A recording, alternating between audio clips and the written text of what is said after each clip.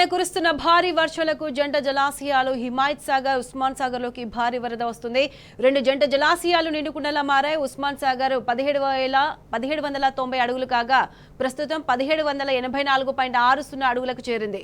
హిమాయత్ సాగర్ 1763.50 అడుగులు కాగా ప్రస్తుతం 1759.30 అడుగులకు చేరుకుంది. మరింత సమాచారం మా ప్రతినిధి మహేష్ లైవ్ లో అందిస్తారు.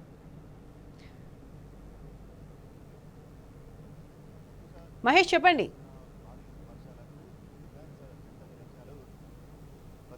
ఎగువన కురుస్తున్న భారీ వర్షం ప్రస్తుతం మనం హుస్సేన్ సాగర్ వద్ద ఉండడం జరిగింది. ఎఫ్టీఎల్ కూడా దాటి 513.75 వరకు కూడా చేరుకోవడం జరిగింది. మ్యాక్సిమం వాటర్ లెవెల్కి సంబంధించి చూసుకున్నట్టయితే 514.71 వరకు కూడా మ్యాక్సిమం వాటర్ లెవెల్కి రావడం జరుగుతుంది. సో మొత్తంగా చూసుకున్నట్టయితే అటు నాలాలు కూకట్పల్లి నాల కావచ్చు, బుల్కాపూర్ నాల కావచ్చు, పికెట్ నాల ఏవైతే డైవర్షన్ లేకుండా ఇక్కడికి రావడం జరుగుతుందో ఆ నాలాల నుంచి ప్రతి ఒక్కటి కూడా ఇక్కడికి హుస్సేన్ సాగర్కి అవన్నీ కూడా వాటర్ అంతా చేరుకోవడం జరుగుతుంది. ప్రస్తుతం మనం చూసుకున్నట్టయితే గతంలో మనకి అక్కడ అడ్డుకట్ట వేసి ఆ వాటర్ అంతా కూడా ఉంచేవారు. మిగతాదంతా కూడా అటు ఎక్కడైతే జిహెచ్ఎంసీ ప్రధాన కలయం ఉందో ఆ పక్క నుంచి తూము నుంచి కూడా వాటర్ వెళ్ళిపోయేది. అలాగే బతుకమ్మ ఘాట్ నుంచి కూడా అదొక తూము నుంచి కూడా ఆ రెండు వైపుల నుంచి కూడా వాటర్ వెళ్ళిపోయేది. కానీ ఎగువన కురుస్తున్న వర్షాల వల్ల కూడా చూసుకున్నట్టయితే మనకి ఏదైతే స్లూయిజ్ ఉండడం జరిగిందో ప్రతి ఒక్క స్లూయిజ్ వెంట కూడా ఆ మ్యారిట్ హోటల్ వైపు కూడా వాటర్ అంతా కూడా వెళ్ళిపోవడం జరుగుతుంది. గతంలో ఈ 3 ఏవైతే స్లూయిజ్ ఉండడం జరిగిందో ఇక్కడ ఈ పక్క వాటర్ అనేది కూడా రాకపోయేది. ఎక్కడైతే మెయిన్గా గేట్కి సంబంధించి ఎక్సెస్ వాటర్ పంపించడానికి మ్యాక్సిమం అంటే కింద ప్రాంతాలు లోతట్టు ప్రాంతాలు జలమయం కాకుండా అక్కడ ఒక గేట్ లాంటిది అమర్చడం జరిగింది. అది మాత్రమే అంటే ఎక్సెస్ వాటర్ చూసుకొని ఎక్కువ వాటర్ వస్తే మాత్రం వాటిని అవైలబిలిటీని బట్టి చూసుకునే విధంగా అక్కడ ఒక ఎక్విప్మెంట్ని ఉంచడం జరిగింది. మిగతాదంతా కూడా అంటే లోతట్టు ప్రాంతాలు జలమయం కాకుండా గతంలో జిహెచ్ఎంసీ యంత్రాంగం అంతా కూడా దాన్ని ఏర్పాటు చేయడం జరిగింది. ప్రస్తుతం మనం చూసుకున్నట్టయితే కూడా హుస్సేన్ సాగర్ అంతా కూడా నిండుకుండని తలపించడం జరుగుతుంది.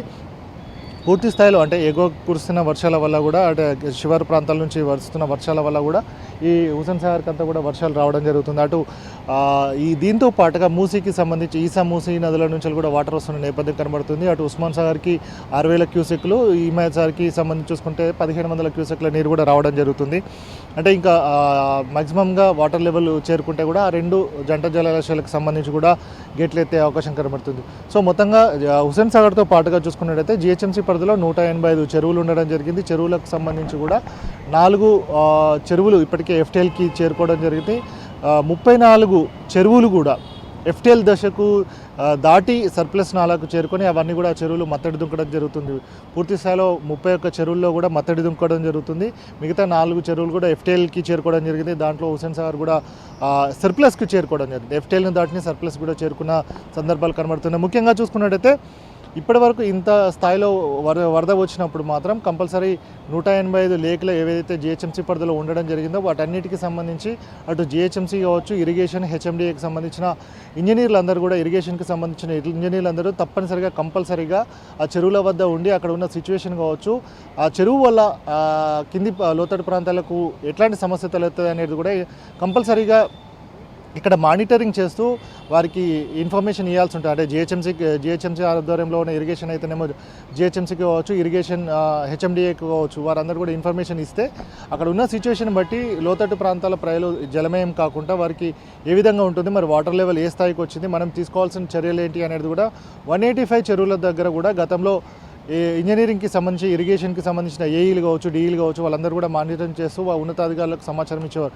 కానీ ఇప్పుడు మాత్రం ఎక్కడా కూడా హుస్సేన్ సాగర్ కావచ్చు ఇంత వరద వచ్చినప్పటికీ కూడా ఒక ఏఈ కావచ్చు, డిఈ కావచ్చు ఎవరు కూడా ఇక్కడ ఉన్న దాఖలాలు కూడా కనిపించట్లేదు. 185 చెరువుల వద్ద కూడా ఇదే సిచ్యువేషన్ కూడా కనబడడం జరుగుతుంది. ఎవరు కూడా మానిటరింగ్ అనేది లేదు. చెరువు కట్ట ఉందా, మరి చెరువు కట్ట తెగిపోతుందన్న ఈ సిచ్యువేషన్ కూడా అక్కడ మానిటరింగ్ చేసే అధికారులు కూడా లేరంటే మనం అంటే పరిస్థితి ఏ విధంగా ఉందో మనం అర్థం చేసుకోవచ్చు.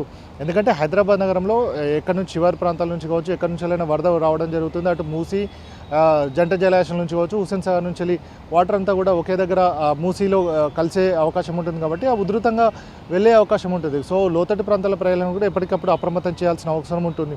ఈ 185 చెరువుల వద్ద కూడా ఎట్లాంటి పరిస్థితి ఉందనేది కూడా చెప్పడం జరుగుతుంది కానీ అధికారులు మాత్రం ఎక్కడ లేదు. అటు డిఆర్ఎఫ్ కావచ్చు, ఈవీడీఎంకి సంబంధించి గతంలో ఈవీడీఎం ఉన్నప్పుడు మాత్రం డిఆర్ఎఫ్ టీంలు అనేవి కనబడి, ఇప్పుడు మాత్రం హైడ్రా వచ్చిన తర్వాత గత నెల జూలై 19 నుంచి హైడ్రా ఎప్పుడైతే రావడం జరిగిందో అప్పటి నుంచి మాత్రం డిఆర్ఎఫ్ టీంలు కూడా ఎక్కడ కూడా కనబడడం లేదు. ఓన్లీ హైడ్రా కమిషనర్ ఎక్కడికి వెళ్తే అక్కడ మాత్రం కనబడుతుంది. స్టాటిక్ టీమ్స్ అన్నారు, అటు జలమండలికి సంబంధించిన స్టాటిక్ టీమ్స్ కావచ్చు, జిహెచ్ఎంసీ కావచ్చు, ఇవన్నీ టీమ్స్ ఉన్నాయి. కానీ నిన్న సిచ్యువేషన్ చూస్తే మాత్రం హైదరాబాద్లో వర్షపాతం లేనప్పటికీ కూడా కొద్ది చోట్ల కురిసినప్పటికీ, ట్రీ ఫాలింగ్ కావచ్చు, స్టాగ్నేషన్ ఉన్నప్పటికీ కూడా డిఆర్ఎఫ్ టీంలు కనబడతలేవు అని కూడా సాక్షాత్తు నగర ప్రజలే చెప్పడం జరుగుతుంది.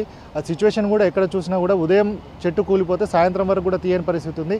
అయ్యప్ప సొసైటీ లాంటి ప్రాంతాల్లో చూసుకున్నట్టయితే చెట్టు నిన్న కూలిపోతే ఇప్పటికి కూడా తీయని పరిస్థితి ఉంది అని అంటే మనం చూసుకోవచ్చు. ఇంకా వాటర్ స్టాగ్నేషన్ పాయింట్స్ ఏదైతే 110, 114 ఉంటే ఇప్పటివరకు 110 క్లియర్ చేసామని చెప్పడం జరుగుతుంది. ఇంకో 4 పాయింట్స్ కూడా క్లియర్ చేయని పరిస్థితి ఉంది. సో మొత్తంగా అంటే మానిటరింగ్, అంటే జిహెచ్ఎంసీకి సంబంధించి మేయర్, కమిషనర్ మానిటరింగ్ చేస్తున్నప్పటికీ కూడా ఫీల్డ్ లెవెల్ ఏం జరుగుతుంది అనేది కూడా ఎవరికి తెలియదు. ఒక మినిస్టర్ అనేది గతంలో మున్సిపల్ మినిస్టర్ ఉండేవారు, కేటీఆర్ గారు ఉన్నప్పుడు మాత్రం సమీక్షలు, సమావేశాలు నిర్వహించి ఎప్పటికప్పుడు అంటే వారికి ఇన్స్ట్రక్షన్స్ ఇవ్వడం కావచ్చు, చెప్పడం వల్ల కూడా వారందరూ కూడా ఫీల్డ్లో ఉండేవారు. కానీ ఇప్పుడు మున్సిపల్ శాఖకు సంబంధించిన మినిస్టర్ లేకపోవడం కావచ్చు, ఎవరు దీనిపైన కాన్సన్ట్రేట్ చేయకపోవడంతో సీఎం దగ్గరనే ఉండడం వల్ల కూడా చాలా ఇబ్బందులు తలెత్తుతుండడం జరుగుతుంది. హైదరాబాద్లో చిన్న వర్షానికే ఇట్లాంటి సిచ్యువేషన్ ఉంది. మరి గతంలో లాగా 2020లోగా వర్షం కొడితే మాత్రం ఎట్లాంటి పరిస్థితి అనేది ఊహించుకోలేని పరిస్థితిలో ప్రజలందరూ కూడా ఉన్నారు. కాబట్టి ఇప్పటికైనా డిఆర్ఎఫ్ టీంలు గతంలో ఈవీడీఎం వద్ద ఉన్నప్పుడు ఎట్లాంటి పరిస్థితి అయితే ఉండడం జరిగిందో వాళ్ళు ఫీల్డ్ లెవెల్లో వచ్చి పనిచేయడం జరిగింది. కానీ ఇప్పుడు హైదరాబాద్ ఉన్నప్పుడు మాత్రం కూల్చివేతల మీద ఉన్న శ్రద్ధ మాత్రం ఈ స్టాగ్నేషన్ కావచ్చు, అలాగే ట్రీ కటింగ్లో కనబడడం లేదని కూడా నగర ప్రజలు అంటున్నారు. సో మొత్తంగా ముందస్తుగానే డిఆర్ఎఫ్ టీంలు అనేటివి కూడా మాన్సూన్ ఎమర్జెన్సీ టీం కావచ్చు, ఏదైతే 141 స్టాగ్నేషన్ పాయింట్స్ ఉన్నాయో అక్కడ ఉండి ముందస్తు చర్యలు తీసుకుంటే మాత్రం వరద ప్రవాహం కావచ్చు, అక్కడ లోతట్టు ప్రాంతాలు కూడా జలమయం కాకుండా ఉండే అవకాశం ఉంటుందని కూడా నగర ప్రజలు చెప్పడం జరుగుతుంది. వారు కూడా ఏదైతే అత్యవసరం అయితే చెప్పమంటున్నారు, కానీ ఎక్కడైతే సిచ్యువేషన్ ఉంటే మాత్రం మీరు ఇప్పటివరకు కూడా సిచ్యువేషన్ను కంట్రోల్ చేయలేకపోతున్నారు కనుక నగర ప్రజలు ఆవేదన చెందుతున్నారు. కాబట్టి ఇప్పటికైనా సరే హైడ్రా ఆధ్వర్యంలో ఉన్న డిఆర్ఎఫ్ టీంలు కావచ్చు, మాన్సూన్ జిహెచ్ఎంసీ వద్ద ఉన్న మాన్సూన్ టీమ్స్ కావచ్చు, జలమండలి వద్ద ఉన్న మరి ఇతర టీంలు కూడా అన్ని కోఆర్డినేషన్ చేస్తూ పనిచేసి నగర ప్రజలకు కూడా ఎట్లాంటి వరదల వల్ల కావచ్చు, వర్షాల వల్ల కూడా ఎట్లాంటి ఇబ్బంది లేకుండా చూడాలని కూడా ప్రజలు విజ్ఞప్తి చేయడం జరుగుతుంది. వీడియో జర్నలిస్ట్ విజయ్తో గణేష్ టీ న్యూస్, హుస్సేన్ సాగర్ నుంచి.